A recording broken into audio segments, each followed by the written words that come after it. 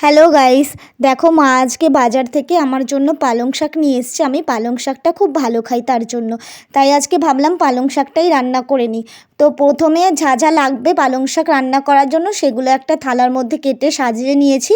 এই যে দেখো সিমগুলো কেটে নিয়েছি, সিমগুলো বেশি ছোট ছোট করে নিই, মাঝারি সাইজ রেখেছি।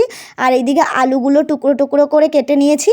আর এই সাইডে কিছুটা মূলো ছিল ঘরে, সেই মূলোগুলো নষ্ট করব তাই দিয়ে দিলাম। আর এই যে বেগুনগুলোও ছোট ছোট করে কেটে নিয়েছি। আর এই সাইডে বড় করে কুমড়োগুলো কেটেছি, কারণ কুমড়োগুলো বড় কাটার কারণ এটাই, কুমড়ো তাড়াতাড়ি গলে যায় সেই কারণে। আর সেদ্ধ হয়ে গেলে, ছোট হয়ে গেলে গলে একদম পুরো মিশে যাবে এই কারণে। আর তার সাইডে নিয়ে নিয়েছি ছোট পেঁপে আর কটা বড়ি।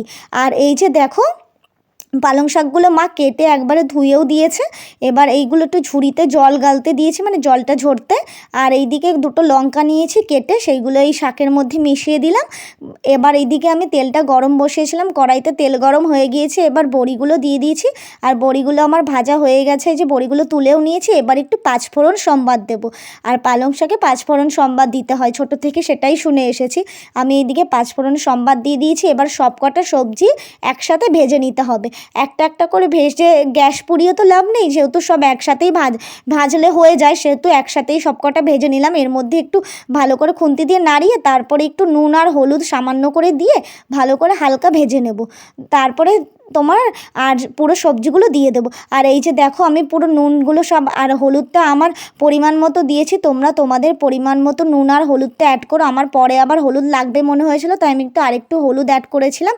এবার ভালো করে আমি নাড়িয়ে চাড়িয়ে নিলাম, নিয়ে একটু ভাজা ভাজা যেই হয়ে গিয়েছে, এবার আমি এই পালং শাকগুলো দিয়ে দিচ্ছি। পালং শাকের সাথে দু তিনটে একটু বাঁধাকপির পাপড়ি দিয়ে দিয়েছিলাম, ছিল ঘরে, রেখে নষ্ট করে তো লাভ নেই, তাই দিয়ে দিয়েছিলাম।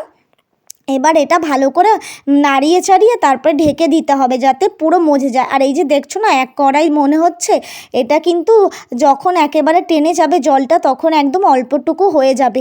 আমি ভালো করে নাড়িয়ে চাড়িয়ে নিচ্ছি, নিয়ে এবার আমি ঢেকে দেবো। এখনই দেখো কতটা মজে গিয়েছে, এবার ঢেকে দিচ্ছি।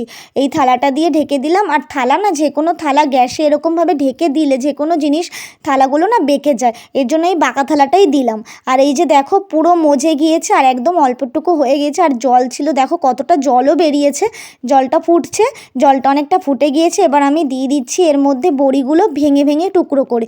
বড়িগুলো আস্ত ছিল, কিন্তু ভেঙে ভেঙে দিলে কি হয়, তাহলে চারপাশে ছড়িয়ে যায় আর খেতেও বেশ ভালো লাগে। এই যে দেখো বড়িটা পুরো দেওয়া হয়ে গিয়েছে। এবার ভালো করে নাড়িয়ে চাড়িয়ে নেবো, যাতে বড়িটা পুরো তরকারিটার সাথে মিশে যায়। শাকটা আর কি ভালো করে দেখে নিলাম হয়ে গিয়েছে, পুরো সব সবজি যেগুলো দিয়েছিলাম সেগুলোও গলে গিয়েছে, মানে সেদ্ধ হয়ে গিয়েছে আর কি। আর এই শাকটাও পুরো মিশে গিয়েছে। এবার একটু চিনি দেবো, চিনি দিয়ে তারপরে নামিয়ে নেবে। দেখো চিনি আমি পরিমাণ মতো দিলাম, তোমরা চাইলে চিনি দিতেও পারো, নাও দিতে পারো। আমি ঝাল আর মিষ্টিটা ঠিক রাখার জন্য একটু চিনি দিলাম। আর এই যে দেখো আমার পালং শাক রান্না রেডি। এবার এই বাটিতে নিয়ে নিলাম, খাবো বলে একটু।